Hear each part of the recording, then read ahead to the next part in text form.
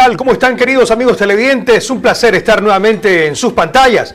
Hoy estamos con un gran invitado. El camino a la presidencia de la República en nuestro país se tendrá que decidir si ponemos a un nuevo huésped en Carondelet. Bueno, eso está por verse, pero quien está ya en franca competencia es el licenciado Enrique Gómez, de la lista 23 del partido Suma. Es un placer tenerlo en este monólogo para conversar con respecto de cuáles son las intenciones que usted tiene para la presidencia de la República. Bienvenido. Es un gusto, muchas gracias por el espacio. Sobre todo lo que decías, garantizar a cada ecuatoriano poder vivir bien, rescatar al Ecuador. Bueno, ¿cuál es la visión y los propósitos, la principal visión que tiene usted para el país? Hemos definido como principal propósito rescatar al Ecuador, y para eso hemos definido el primer año hablar de seguridad, empleo, salud y educación. Pero a partir del segundo al cuarto año tenemos que crear una transformación que permita un Ecuador a largo plazo, que pueda mejorar la vida de cada ecuatoriano y con eso que todos podamos vivir mejor. Bueno, ¿cuál es la diferencia o qué lo hace diferente a usted con el resto de aspirantes al mismo cargo? La primera es, yo vengo de una formación donde he sido parte de un cuerpo de bomberos voluntario, donde hemos garantizado respuesta integral. De hecho, tuve la oportunidad de servir acá en Manabí a los manavitas allá en el terremoto de abril del 2016, pero luego de quedarme 2 meses y medio, tuve que incluso renunciar a mi trabajo buscando crear ese espacio que queríamos, una mejor vida. En paralelo, la formación. Mi formación empieza en un principio por psicología clínica, pero pasa a política y economía, en gestión de riesgos, continúa a través de una maestría en ayuda humanitaria, buscando implementar proyectos rápidos para mejorar y desarrollar mejor la vida de cada ciudadano. Por último, implementando tecnología a partir de un proyecto de un estudio donde en la Universidad de Carnegie Mellon vimos cómo asegurar tecnología para cada ciudadano en todos los rincones del país. Y actualmente, por último, buscando nuevamente una maestría en desarrollo empresarial, donde estamos buscando tener esos modelos de administración que garanticen lo que queremos. Bueno, yo le preguntaba qué lo hace diferente, porque resulta que en todos los sondeos, en todos los estudios que se hacen, cuantitativos y cualitativos, resulta que hay una decepción por parte del votante. La gente le ha perdido la fe y la confianza pública ha venido decreciendo al pasar del tiempo. Y resulta que hay una papeleta donde tenemos 16 aspirantes a la presidencia de la República. Entonces, ¿qué lo puede hacer diferente a usted de tal manera que incluso pueda recuperar la confianza a la gente y termine diciendo, bueno, voy a darle la oportunidad para que usted lidere el país? La primera diferencia es no venir de un contexto político. He venido de un contexto de dar soluciones, el voluntariado, la experiencia pública, dar soluciones rápidas y concretas. Pero por último, ser un emprendedor que ha buscado dar soluciones a la industria. Hoy, implantarlas para el gobierno, para los ecuatorianos y para la atención que cada uno necesita. Bueno, hay una diferencia en el país, hay una ambivalencia sería. Somos el único país de la región dolarizado, pero un país que al paso de los años viene decreciendo con respecto de los competidores. Hablamos de Colombia, de Perú, de Chile, de Uruguay, que tienen economías mucho más solventes, mucho más robustas, a pesar de que no cuentan con una moneda que se supone fuerte y es el dólar. ¿Qué haría usted para fortalecer la dolarización? En los últimos años hemos estado con una dolarización que ha sido de alguna manera denigrada, pero ¿qué haría usted para apalancarla y para sostenerla? Ojo, la dolarización para el Ecuador ha sido una oportunidad y es significativamente una ventaja. Cumplimos 25 años ahora. El punto importante está en garantizar poder poner más productos de Ecuador en el exterior que garanticen más ingreso de divisas al país y con eso mejorar toda la vida de los ecuatorianos. En paralelo, tenemos que garantizar un espacio para que el inversionista nacional, tanto como el internacional, puedan poner más dinero en inversiones concretas para abrir empleos, para dar soluciones. Eso hoy no ha existido, ya que las últimas administraciones han impactado a la economía de la empresa puntualmente, impidiendo que permitan un desarrollo, pero por otro lado porque el país no garantiza estabilidad jurídica ni estabilidad política, y eso espanta a todo aquel que quiere invertir. Bueno, y cuando hablábamos también de las oportunidades que hemos ido cediendo como región, resulta que Ecuador se pone menos atractivo cada vez más. Colombia, Perú, países que más o menos bordean los 40 millones de habitantes, en donde no hay sustitución de importaciones, en donde la mano de obra incluso en Ecuador es mucho más cara que Colombia.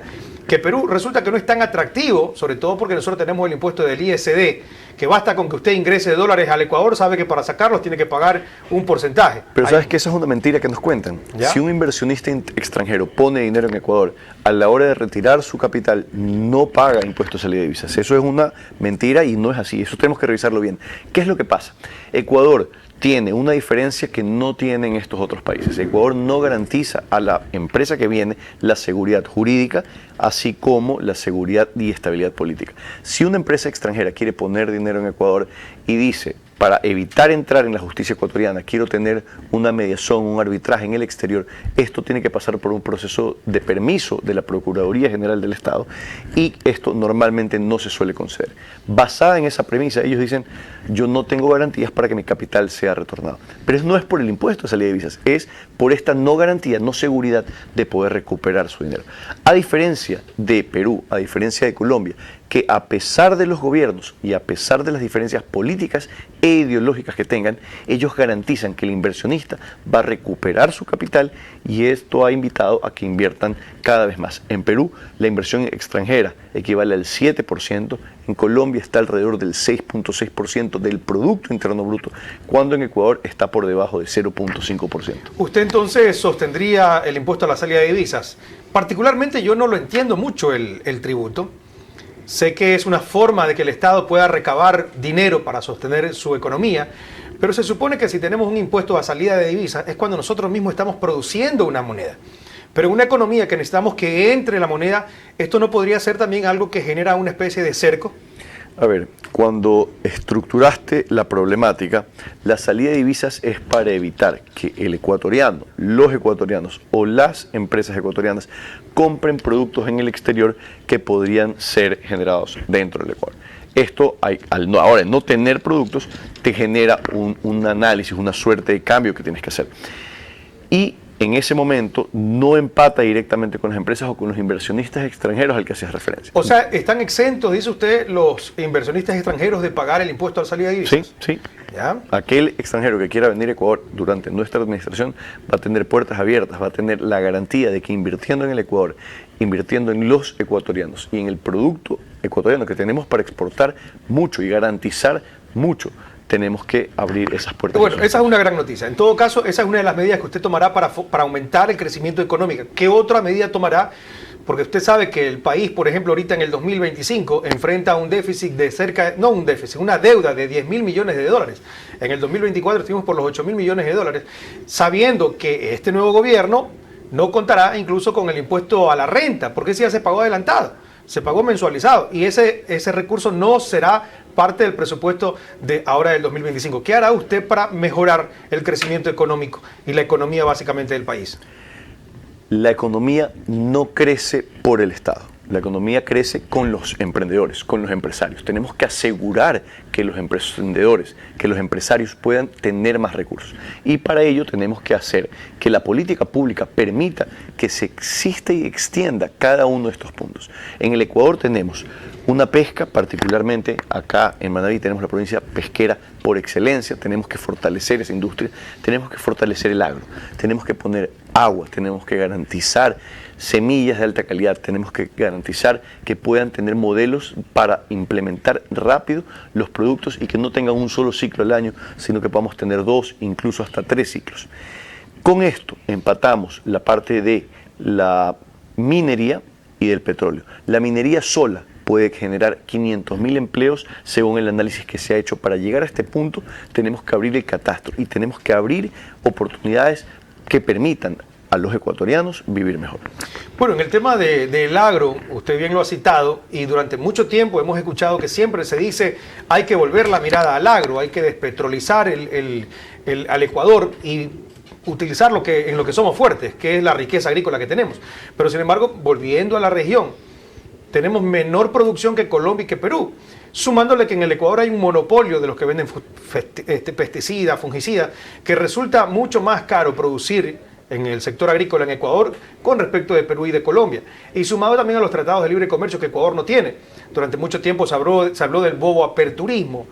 Durante mucho tiempo se habló de que Ecuador no tenía que andar haciendo tratados de libre comercio, porque eso le quitaba oportunidad a nuestros agricultores. ¿Usted cree que esa realmente ha sido la receta o hay que cambiarla por completo? Yo creo que todo depende de cómo nos cuentan la historia. Ecuador tiene la oportunidad de ser el principal exportador de alimentos a nivel mundial.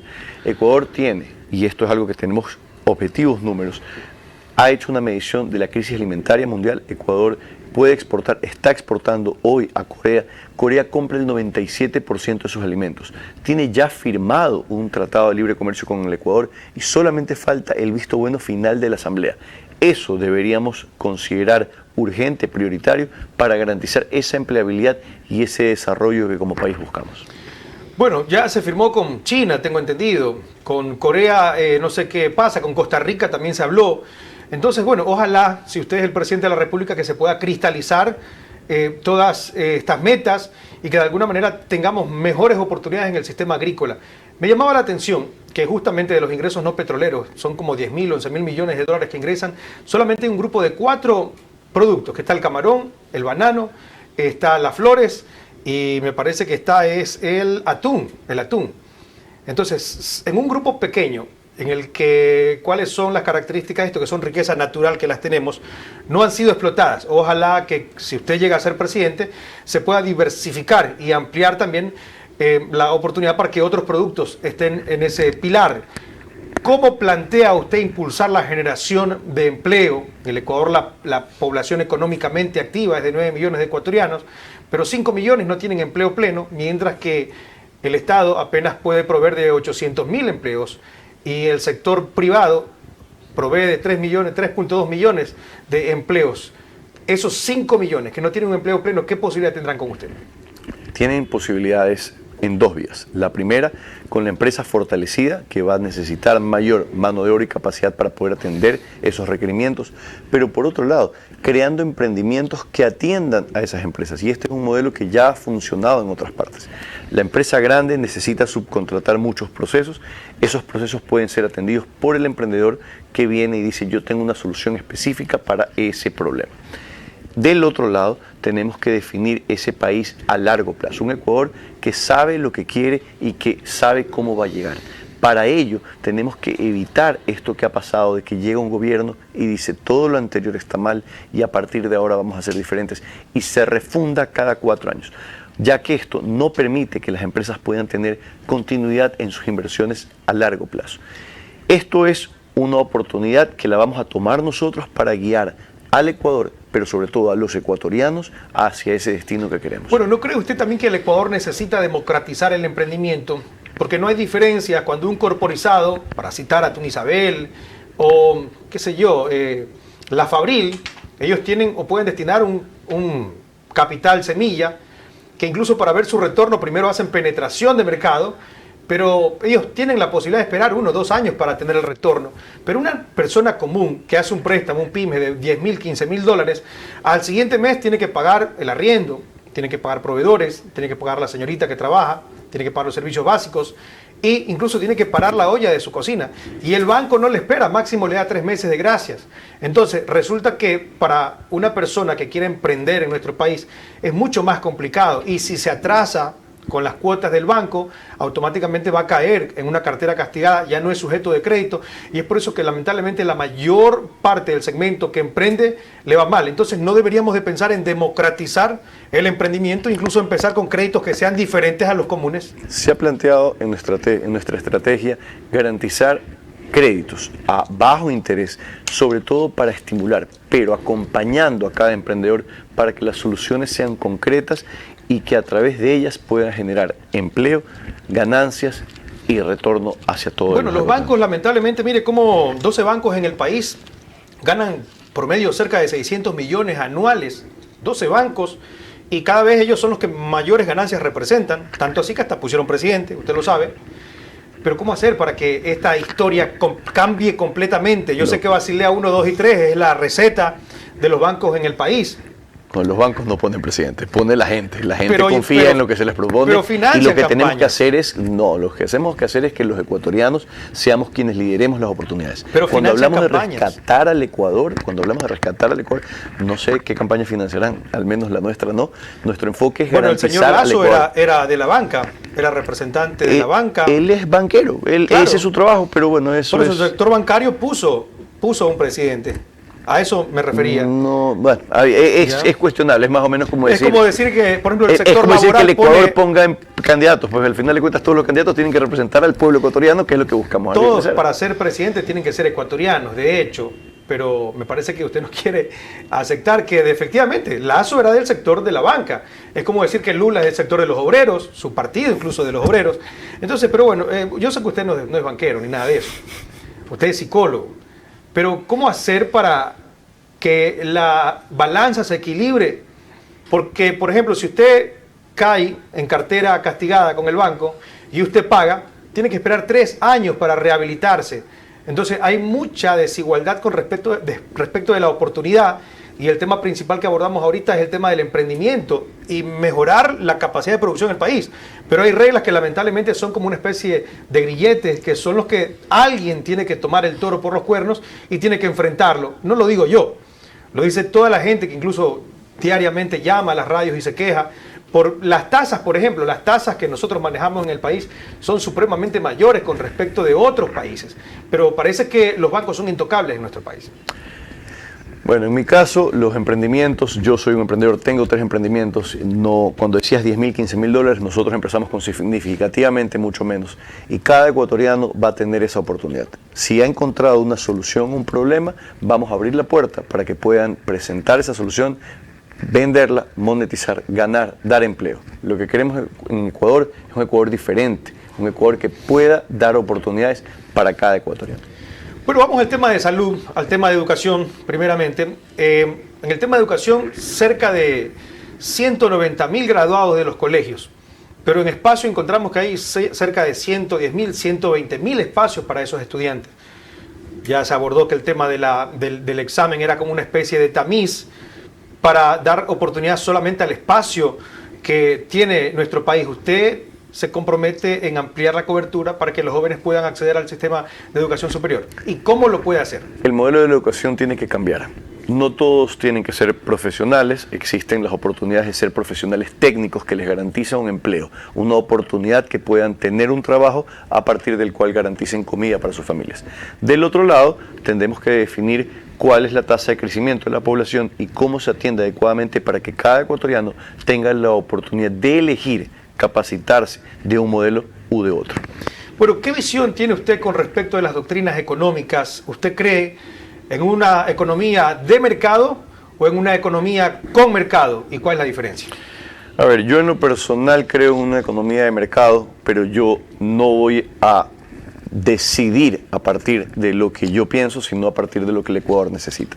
Y es pensando en ese modelo donde tenemos que cambiar muchas reglas. El Estado tiene que garantizar la oportunidad para que los emprendedores, los empresarios puedan desarrollar, mientras del otro lado tiene que garantizar la atención adecuada a cada ciudadano. Eso es primordial y eso es lo que vamos a garantizar.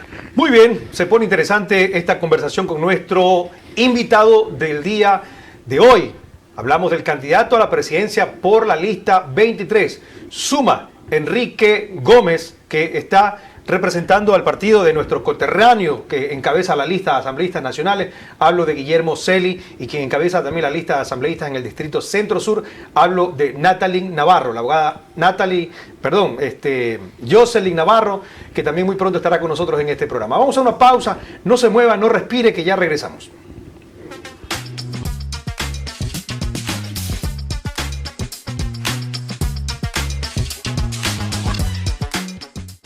Inicio de espacio publicitario.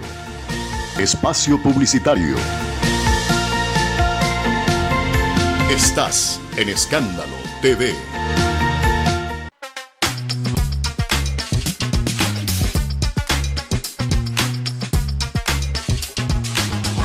Muy bien, entramos en nuestro segundo bloque de este manólogo y bueno, queremos preguntarle algo que definitivamente nos obliga el momento y el tiempo, porque se habla bastante de que los neoliberales, de que los socialistas, estas doctrinas económicas que a veces la gente las escucha pero no las entiende. ¿Usted cómo se caracteriza en la posición de derecha, izquierda o centro? Yo he venido trabajando en proyectos sociales, en garantizar atención a proyectos, he desarrollado emprendimientos, he buscado resolver a las empresas.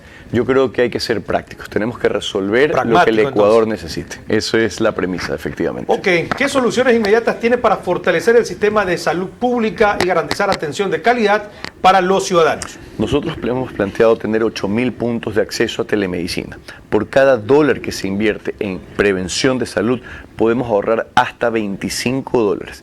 Ese impacto es urgente e inmediato, ya que con eso podemos hacer más eficiente el presupuesto general del Estado y atender a mayor población. Bueno, ¿y cómo sería también el tema de la adquisición de los medicamentos y de los insumos? Usted sabe que hoy, por ejemplo, no son atractivos las aduanas, hoy son atractivos los hospitales, administrar hospitales. Por ejemplo, un hospital que maneja un presupuesto anual de $50 millones, resulta que el 10% prácticamente está en las negociaciones.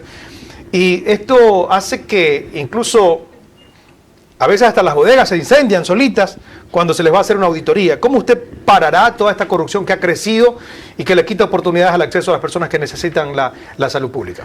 Nosotros en el plan hemos propuesto una línea que hace de inteligencia artificial donde va evaluando y midiendo todo lo que pasa. Es decir, si hay una cantidad de personas que necesitan una cantidad de medicamentos, no puede ser que se compren más de unos u de otros medicamentos, sino que tenemos que ser exactos y precisos. Con eso, con una depuración adecuada de procesos, de personas, vamos a poder atender de mejor manera a cada ciudadano. Y para ello definimos también la necesidad urgente de un catastro de medicinas que se necesitan para la salud pública. Y con eso buscamos garantizar de inmediato y de manera óptima esa salud que tanto necesitamos. ¿No sería bueno también quitarle el negocio a los gerentes, a los directores de los hospitales y hacerlo como hacen otros países? Que si en el hospital del Estado le dan una receta, esa persona tiene ya sus farmacias para ir a retirar su medicina y se obvia todo este sistema y esta suspicacia que se maneja alrededor de la compra y venta de la medicina y de los insumos. Es una excelente propuesta, la podemos revisar. Nosotros hablamos de tener el catastro para saber cuánto se está consumiendo y con eso poder ir evaluando. Es una opción, podemos evaluarla para tenerla presente. Bueno, y el tema de la inteligencia artificial, usted está hablando de aplicar tecnología.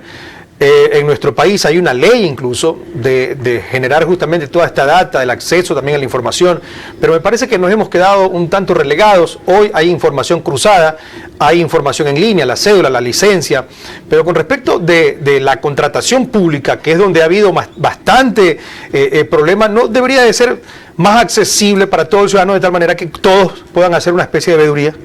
La intención de tener un sistema de inteligencia y redes neuronales que van cogiendo información de absolutamente cada institución nos va a permitir tener un sistema integrado que monitorea de manera permanente, que se atienda bien, que se atienda rápido, que se atienda de manera eficiente, pero sobre todo transparente las necesidades de los ecuatorianos. Y con esto vamos a poder solucionar esos problemas. Muy bien, el siguiente punto, seguridad y justicia. ¿Cómo enfrentará los problemas de delincuencia organizada y violencia que afectan hoy al país? Para el caso de seguridad hemos hablado de blindar las fronteras. Nosotros tenemos alrededor de 600 kilómetros de frontera, tenemos 20 bases militares, 10 al norte, 10 al sur, cada 30 kilómetros. Con estas bases, con drones de alta capacidad sobrevolando estos puntos, vamos a poder ver qué está entrando en tiempo real en el país y con eso podemos también tener una mayor precaución de qué puede ingresar que no queremos. De inmediato y en paralelo tenemos que ir a las ciudades, cámaras de monitoreo que nos permitan ver qué está pasando en las ciudades, ver y coordinar con Policía Nacional y con las instituciones necesarias para evitar y reducir los números de crímenes en cada lugar. Un indicador al que buscamos llegar es a reducir en 30% las muertes violentas y esto lo hemos visto que lo logró en 17 meses el presidente Bukele, el presidente Uribe. Queremos en 18 meses, 17 meses, tener ese mismo impacto para el Ecuador y los ecuatorianos. Bueno, y en el tema de los puertos, que también prácticamente de alguna manera es por donde se supone pasa gran cantidad de las sustancias sujetas a fiscalización. De los 5 puertos que tenemos, 4 están en delegación. ¿Qué tan complicado es cuidar los puertos? A ver, se había determinado ya en administraciones anteriores la utilización de escáneres que permitan ver qué está ingresando a los puertos previo al embarque. Por alguna razón la administración del gobierno actual no las ha implementado, habría que ver qué pasó. Sin embargo, pues existe ya la inversión, ya fue hecha, y con eso tenemos que garantizar que Ecuador sea más seguro. Bueno, en los últimos meses hemos visto noticias lamentables con respecto de la justicia, caso Purga, caso Metástasis y todos estos casos que han sido de conocimiento público, en donde prácticamente dejan a una justicia que simplemente ratifica lo que mucho se hablaba, una justicia tasada, una justicia que para poder acceder está o tiene exclusividad, tanto así que incluso las garantías jurisdiccionales, los beneficiarios de estas garantías son delincuentes que manejan un rango superior en sus agrupaciones y también líderes de algunas tendencias políticas. ¿Qué hará usted para poder equilibrar el tema de la justicia y recuperar la confianza pública en nuestro país? Es importante incorporar esto que hacíamos referencia de la inteligencia artificial. Cuando existe una ley, tenemos que ver cuán efectivamente se cumple, ya que si difiere para un lado, puede ir por intereses, por otro lado puede ir por miedo. La inteligencia artificial da un veredicto basada en la información con la que se llena, y esta nos va a permitir evaluar si se está ejecutando o no el debido proceso para cada ciudadano, independiente de quién sea. Esto nos va a permitir tener justicia más rápida, a menor costo y garantizando más procesos más rápido. Bueno, en el tema del cambio climático, del medio ambiente, vimos como Ecuador también fue uno de los países que fue castigado por la naturaleza con el tema del estiaje. Eso derivó en problemas de racionamiento eléctrico. Estuve en un foro que lo dirigía la FAO y resulta que no hay una política pública a nivel mundial para que digamos, ok, esta es la agenda, pero esto es lo que hay que hacer. Usted también entrará por esa línea de abonar con respecto de la mejora del medio ambiente y cuidar el ambiente propiamente dicho dentro del Ecuador. Cuidar el medio ambiente es cuidar el Ecuador, el país y el mundo para todos. Esto es importante y tenemos que garantizarlo. Pero de inmediato tenemos que tener una relación adecuada de planificación, de desarrollo, para que cuando la población crezca podamos ver qué va a pasar, cómo va a tomarse cada decisión y con eso garantizar que toda esta relación entre personas y ambiente pueda ser adecuada. Bueno, ¿y cómo plantea el equilibrio al desarrollo económico con la conservación del medio ambiente? Muchos se oponen al tema del extractivismo, pero por ejemplo nosotros vemos que con respecto de Argentina, de Venezuela, de Colombia, de Perú, ellos ya tienen una política de extracción mucho más avanzada. Ecuador recién está tratando de ingresar, pero también hay grupos delincuenciales organizados que prácticamente tienen tomado y están usufructuando de estos recursos, pero que el Ecuador todavía se debate en esto de que los que dicen no extractivismo, incluso tienen representación política. Usted va a viajar por la línea de conservar el ecosistema, pero dejando nuestros recursos en tierra, o usted sí va para aprovechar nuestros recursos e igualarnos con respecto de los países vecinos que nos llevan la delantera con respecto de la extracción. Hice referencia de que 500.000 empleos puede darnos solamente la minería legal. Y la minería legal no contamina como lo hace la ilegal. Entonces, reduciendo, garantizando la seguridad para todos, podemos abrir el espacio, garantizar la apertura para que estas empresas puedan invertir, puedan dar empleo, puedan dar retornos al Ecuador y con esto garantizar la mejor vida a cada ciudadano. Mientras, en paralelo, aseguramos que el medio ambiente esté protegido y esta relación se mantenga balanceada siempre. Bueno, en el tema de participación ciudadana y gobernabilidad, ¿qué hará usted para garantizar que su gobierno sea transparente y que la ciudadanía tenga un rol activo en la toma de decisiones?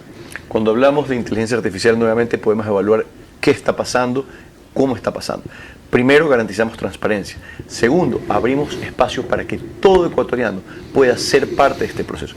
Y con esto abrimos un nivel de transparencia, de información y de retroalimentación permanente, buscando siempre garantizar eso que queremos, rescatar al Ecuador. Bueno, eso en el tema de las leyes. Hoy usted lo ha dicho, la inteligencia artificial, la tecnología permite que el contacto entre el Estado y el ciudadano administrado sea mucho más eficiente, de tal manera que primero la gente se inteligencie cuando, por ejemplo, hay un propósito, hay alguna línea de algún gobierno con respecto de implantar nuevas decisiones. La gente puede participar a través de la inteligencia artificial, de la tecnología. Me parece algo bueno, lo he escuchado solamente de usted, le digo honestamente, no he escuchado de ningún otro candidato. Eso es bueno. ¿Qué acciones tomará para unir al país en un momento de polarización social y política? Un reino dividido no se sostiene, eso lo dice la Biblia. Y mientras el péndulo político de nuestro país viaje a la derecha o a la izquierda, siempre estaremos divididos. ¿Cómo hará usted para conseguir la gobernabilidad y establecer acuerdos mínimos? Un país, incluso un partido político solo no lo puede hacer, necesita también de las otras agrupaciones, pero parece que en el Ecuador no hemos estrenado eso. ¿Usted lo hará y cómo lo hará? Ecuador es el país de todos. Los ecuatorianos nos unimos en un solo puño allá en abril del 2016, cuando llegamos a atender a Manabí primero en ese momento.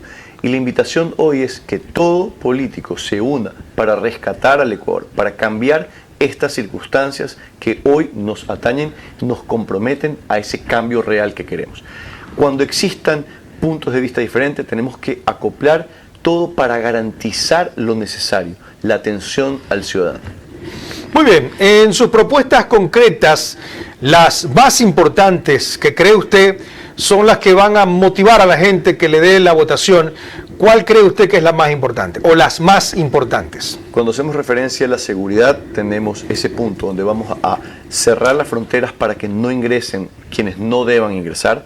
Vamos a invertir adecuadamente en estas prisiones que puedan tener un espacio bloqueado real de rehabilitación a cada persona. En paralelo vamos a fortalecer el sistema educativo garantizando alimentos para cada niño y adolescente ecuatoriano y con esto mejorar su modelo de aprendizaje, su proceso de aprendizaje para poder tener esa participación en la escuela. Vamos a tener telemedicina que permita atención médica para todos, reduciendo el presupuesto. Pero por último, estas atenciones todas se definen en ver un Ecuador a futuro, un Ecuador que no se refunde políticamente cada 4 años, que a pesar de que exista, como usted bien decía, que se balancea el péndulo, lo que vamos a lograr tener es ese impacto, que a largo plazo, ese impacto que buscamos y que queremos cambiar todos. Ok, muy bien. Bueno, ¿cómo garantizará que los compromisos de su campaña se conviertan en resultados tangibles? Porque, discúlpeme, muchas veces en campaña se dicen cosas maravillosas. Yo escuchaba, por ejemplo, al señor Lenín Moreno Garcés, que cuando ya llegó y se sentó, dijo, la mesa no está servida. Y ya todos sabemos cuál o qué fue lo que ocurrió. Con el señor Guillermo Lasso Mendoza pasó lo mismo. El señor presidente Daniel Noboa Asín también ha tenido problemas para poder ejecutar lo que se planteó en campaña. Y resulta que a veces en campaña se dice todo bonito. ¿Cómo garantizará usted que realmente todo lo que propone sea tangible y una realidad? Porque mucho también se ha jugado con la inocencia de los ecuatorianos. Muchos afincan su esperanza en el candidato, en el político, y después nos decepcionan. ¿Qué será diferente con usted? La experiencia, el equipo, el conocimiento y esa intención real de resolver, de rescatar al Ecuador los problemas, es lo que queremos dar ese camino a largo plazo. Eso es lo que va a marcar la diferencia. Y a eso, como insisto, lo dije, la experiencia sobre todo. Muy bien, vamos a nuestro segundo corte comercial. No se despegue porque hoy estamos conversando con el candidato a la presidencia de la República del partido Suma Lista 23. Hablo del psicólogo Enrique Gómez. Ya regresamos.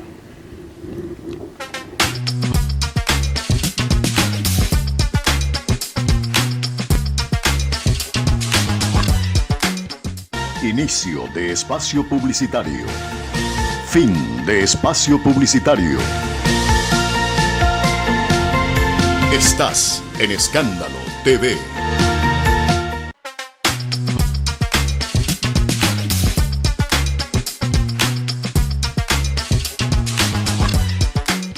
Muy bien, entramos ya en el bloque final de este monólogo y quiero preguntarle algo que es una papa caliente para el que llegue a la presidencia de la República. El tema de las cárceles del país, ha habido problemas para controlar las cárceles, había una aparente tranquilidad, pero resulta que cuando los PPL deciden, forman disturbios en las cárceles. ¿Cómo hará usted para tener un control objetivo y preciso dentro de los centros de rehabilitación nacional?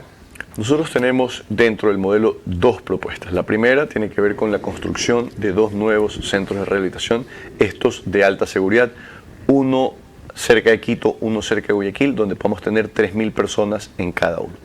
Del otro lado tenemos un modelo de sistema de administración digital donde implementamos, adicional a las personas que ya están dentro tomando el control, que pueda monitorear permanentemente de manera externa, remota, esto aquí. Y esto nos va a garantizar un control adicional, un doble control para evitar estos amotinamientos que ya se han dado.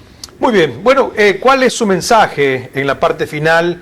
Su mensaje para que los ciudadanos puedan decidir, entregarle la confianza el día de las elecciones y terminen decidiendo por Enrique Gómez, candidato a la presidencia del partido Suma Lista 23. No vengo de la parte política, vengo de dar soluciones en voluntariado, en empresa, a través de emprendimientos.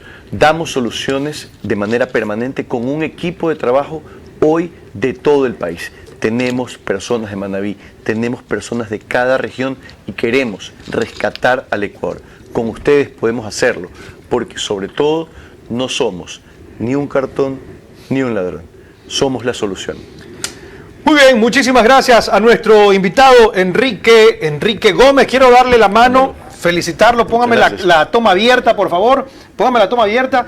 Quiero desearle éxitos y para el registro público, para el registro histórico, todo lo que se ha dicho aquí se pueda plasmar con realidad, porque eso es lo que aspira nuestro país. En 204 años de república, resulta que siempre estamos volviendo a nacer con esto de volver a refundar nuestro país con nuevas constituciones y no hemos alcanzado una ruta progresiva del país que debemos ser y con el que todos estamos soñando. Ojalá y para el bien de nuestro país que gane el mejor. Que Dios me los bendiga. Pasen bien, queridos amigos televidentes.